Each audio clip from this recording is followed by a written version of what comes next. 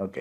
మిమ్మల్ని ఎక్కడ మీ శత్రువులు చంపుతారో అని చెప్పేసి మీరు కావాలని చెప్పేసి వాళ్ళ చేతులు పట్టుకొని క్షమాపణ కోడిరు. అవునా కాదా? ఎవరిని?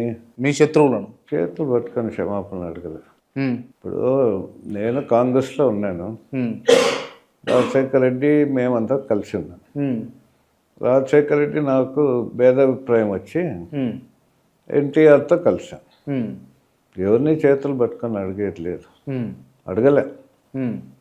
అడిగినా తప్పేముంది, తప్పు చేసిన వాళ్ళు అట్లేం జరగలే. మీరు కొంతమంది శత్రువులను అయితే క్రియేట్ చేసుకున్నారు కదా, ఉమ్. వారి నుంచి మీకు థ్రెటనింగ్ ఏం లేదు ఇప్పుడు? లేదు. ఎందుకు లేదు? దానికి కారణం ఏంది? అంటే క్షమాపణ అడిగాను, దేవుణ్ణి నమ్ముకున్నా. అదే నేను అడుగుతున్నా. క్షమాపణ అడిగారు మీరు, కాకపోతే ఆ క్షమాపణ కారణం ఏంది అని అంటే మీరు మీ చావు నుంచి తప్పించుకోవడం కోసం అడిగిరు అంతే. చావు నుంచి తప్పించుకోవడం కాదు, కానీ పాపం నుంచి తప్పించుకోవడం. క్షమాపణ అడిగితే అతిక్రమంలో దాచిపెట్టకూడదు. మనం ఎప్పుడో చేసిన పాపం కూడా మనలో దాగి ఉంటాయి.